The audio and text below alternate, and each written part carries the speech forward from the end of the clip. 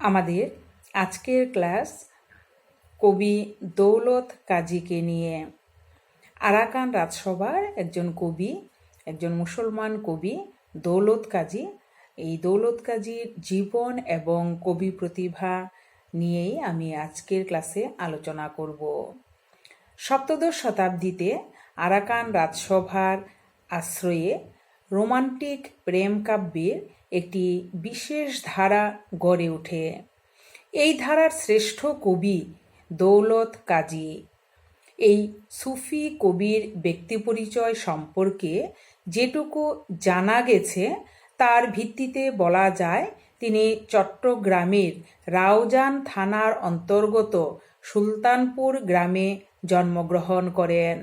তার জন্মকাল সম্ভবত ষোড়শ শতাব্দীর শেষাংশ বা ষোড়শ শতাব্দীর শেষ দিকে আমরা বলতে পারি। অল্প বয়সেই কবি নানা বিদ্যায় পারদর্শী হয়ে ওঠেন। তিনি আরাকানের রাজা শ্রী সুধর্মার অমাত্য ও সেনাপতি আশরফ খানের পৃষ্ঠপোষকতা লাভ করেন। আশরফ খানের নির্দেশে তিনি মিয়া সাধনের হিন্দি কাব্য মৈনা কা সৎ অবলম্বনে লোর চন্দ্রানী বা সতী ময়না রচনায় হাত দেন। আনুমানিক ১৬২২ খ্রিস্টাব্দ থেকে ১৬৩৮ খ্রিস্টাব্দের মধ্যে লোরচন্দ্রানী বা সতী ময়না কাব্যটি রচিত হয়। এই কাব্যের ২/৩ রচনার পরেই কবি মারা যান। দৌলত কাজীর অসমাপ্ত কাব্যে তাঁর কবি প্রতিভার পরিচয় পাওয়া যায়। এটি শুধুমাত্র একটি অনুবাদ কাব্য নয়, এই কাব্যটিতে কবির নিজস্বতাও রয়েছে। এই কাব্য থেকে সংস্কৃত সাহিত্য এবং হিন্দু পুরাণে তার দক্ষতার পরিচয় পাওয়া যায়। তার যে ভাষাবোধ এবং তার যে ছন্দ জ্ঞান, সেই ছন্দ জ্ঞান অত্যন্ত প্রবল ছিল, অত্যন্ত প্রখর ছিল। তিনিই প্রথম বাংলা কাব্যে ধর্মীয় মহিমা প্রচার না করে নরনারীর প্রেম প্রীতির কথাকে গুরুত্ব দিয়েছেন। দৌলত কাজীর কাব্যই বাংলা সাহিত্যে মধ্যযুগীয় দৈব নির্ভরতা থেকে মুক্তির প্রথম সার্থক উদাহরণ বলা চলে। দৌলত কাজী, যিনি কাজী দৌলত নামেও পরিচিত ছিলেন, তিনি মধ্যযুগের একজন বাঙালি কবি। তিনি সপ্তদশ শতাব্দীর শুরুতে কোনো এক সময় চট্টগ্রাম জেলার রাউজানে সুলতানপুরের কাজীপাড়ায় জন্মগ্রহণ করেন। তিনি আরাকান রাজসভার কবি ছিলেন, যদিও তার লেখার ভাষা ছিল বাংলা। মধ্যযুগের অন্যান্য কবিদের মতো তার কাজে তার পৃষ্ঠপোষক সম্পর্কে বর্ণনা থাকলেও নিজের সম্পর্কে তিনি কিছুই বলে যাননি, বা নিজের সম্পর্কে তিনি তার যে কাব্য সেখানে তিনি কিন্তু কোনো কিছুই লিপিবদ্ধ করে যাননি। তিনি সতী ময়না ও লোরচন্দ্রানী কাব্য রচনা করে বাংলার শক্তিমান কবিদের মধ্যে নিজের অবস্থান করে নিয়েছেন। বাংলা কাব্যে ধর্মনিরপেক্ষ প্রণয় কাহিনীর তিনি পথিকৃৎ বলা যেতে পারে। সম্ভবত ১৬৩৮ খ্রিস্টাব্দে তিনি মৃত্যুবরণ করেন। দৌলত কাজী অল্প বয়সে নানা শাস্ত্রে সুপণ্ডিত হয়ে ওঠেন।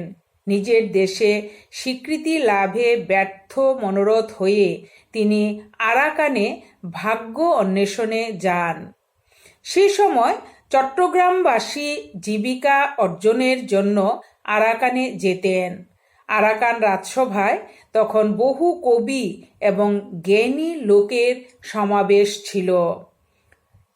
রাজ্যের প্রধান উজির আশরফ খান একদিন হিন্দি ভাষার কবি মিয়া সাধন রচিত সতী ময়নার কাহিনী শুনতে চান। দৌলত কাজী পাঞ্চালীর ছন্দে সতী ময়নার কাহিনী বর্ণনা করে সকলের প্রশংসা অর্জন করেন এবং আরাকান রাজদরবারে অর্থাৎ রোসাং রাজসভায় কবিদের সভায় তিনি গৃহীত হন এবং সেখানে তিনি মর্যাদা লাভ করেন। দৌলত কাজী আরাকান রাজসভার আশরফ খানের পৃষ্ঠপোষকতা লাভ করেছিলেন, সেটা আমি আমার আলোচনার শুরুতেও বলেছি।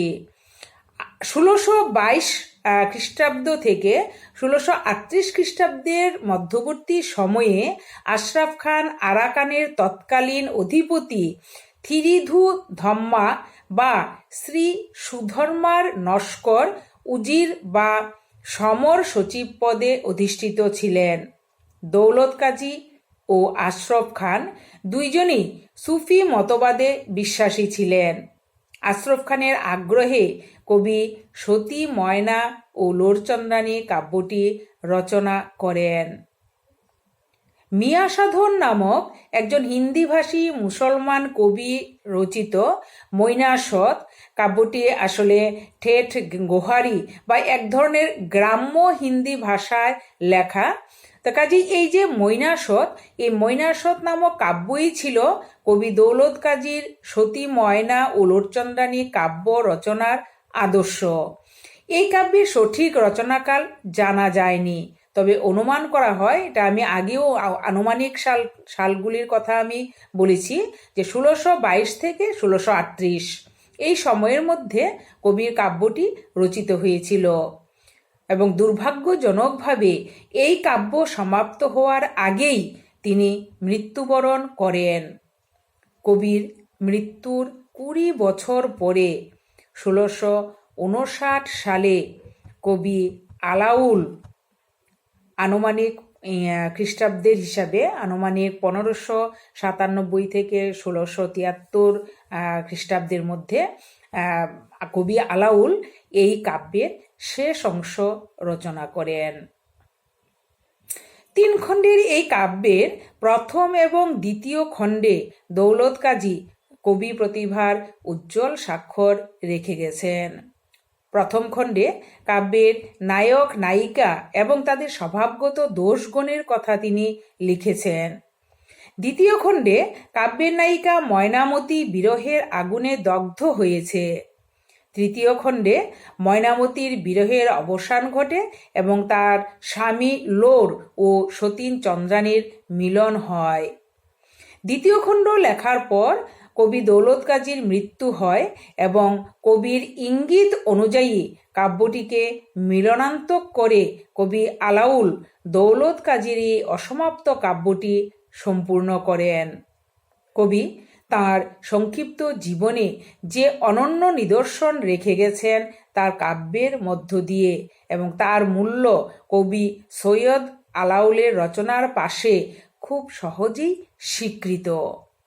কবি আলাউল অসম্পূর্ণ কাব্য সমাপ্ত করতে গিয়ে দৌলত কাজীর প্রতি সম্মান নিবেদন করে লিখেছেন, তান সম আমার না হয় পদ গাঁথা। বাংলার সঙ্গে সঙ্গে ব্রজবুলি ভাষাতেও কবির বিশেষ দখল ছিল। তিনি একমাত্র বাংলা ভাষার কবি যিনি তার রচনা দিয়ে প্রমাণ করেছেন দেবদেবী কেন্দ্রিক কাহিনী উপজীব্য না করেও ব্রজবুলি ভাষার সার্থক ব্যবহার করা সম্ভব।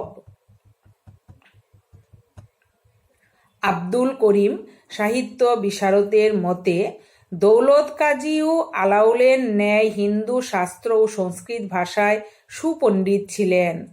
সমালোচ্য গ্রন্থে দৌলত কাজী শুদ্ধ সংস্কৃতে কয়েকটি গীত রচনা করিয়া গিয়াছেন। তাহার সে রচনা অতি কোমল ও মধুর। বঙ্গভাষায় যে তাহার অধিকার অসাধারণ ছিল তাহা বলাই বাহুল্য। ব্রজবুলিতে তাহার অধিকার আরও বেশি ছিল বলিয়া বোধ হয়। বস্তুত দৌলত কাজী ও আলাউল সবসময় মুসলমান সমাজে অতুলনীয়। এছাড়া তারা যে বঙ্গীয় সাহিত্য দরবারে হিন্দু কবিদের সঙ্গে এক আসনে বসার উপযুক্ত, সম্পূর্ণভাবে উপযুক্ত আমরা বলতে পারি। এবং সমালোচক বলেছেন যে আশা করি সেই বিষয়ে কেহ ভিন্ন মত হইবেন না। ডক্টর এনামুল হকের মতে দৌলত কাজী শুধু বাঙালি মুসলমান কবিদের মধ্যে শ্রেষ্ঠ নন, প্রাচীন বাংলার শক্তিমান কবিদের মধ্যেও তিনি একজন শ্রেষ্ঠ ব্যক্তি। তার কবিত্ব শক্তি অসাধারণ, তার শিল্প ও সৌন্দর্য বোধ তীক্ষ্ণ এবং হৃদয়গ্রাহী। বাংলা ও ব্রজবুলি এই উভয় ভাষাতেই তার দক্ষতা তুলনাহীন। বাংলা সাহিত্যের মধ্যযুগে আরাকানের রোশাং রাজসভার পৃষ্ঠপোষকতায় লোকসাহিত্যের অন্তর্ভুক্ত মানবিক ভাবযুক্ত একজাতীয় রোমান্স সাহিত্য সৃষ্টি হয়েছিল।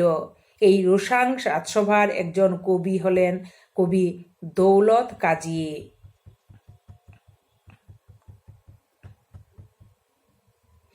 তাহলে আমরা দেখলাম যে আরাকান রাজসভার তিনি আরাকান অঞ্চলে তিনি নিজের ভাগ্য অন্বেষণে গিয়েছিলেন। তিনি নিজের জায়গায় তিনি কদর পাননি এবং নিজের ভাগ্য অন্বেষণে গিয়ে সেখানে তিনি আশরাফ খানের পৃষ্ঠপোষকতা লাভ করেছিলেন এবং তার নির্দেশেই কবি দৌলত কাজী তার কাব্য সতী ময়না এবং লোরচন্দ্রানী যে কাব্যটি, সে কাব্যটি তিনি লিখেছিলেন। এবং কাব্যের মধ্যে আমরা দেখেছি যে দেবদেবী কেন্দ্রিক যে একটা ধারা ছিল তার থেকে সম্পূর্ণ উল্টো পথে তিনি হেঁটেছেন। এবং আমরা দেখেছি যে মানবিক প্রেম কাহিনী তার কাব্যের মধ্যে স্থান পেয়েছে। এবং দৌলত কাজী যদিও কাব্যটি সমাপ্ত করতে পারেননি, তা সত্ত্বেও আমরা বলতে পারি যে যে দুটি খণ্ড তিনি, দুটি পর্ব তিনি লিখে গেছেন, সেখানে বিচার করলে দেখা যায় যে তার কবি প্রতিভা কিন্তু কোনো অংশেই কম ছিল না, বরং এই অসমাপ্ত একটি কাব্যকে কেন্দ্র করেই তার কবি প্রতিভা পরিচয় আমরা পেয়ে থাকি।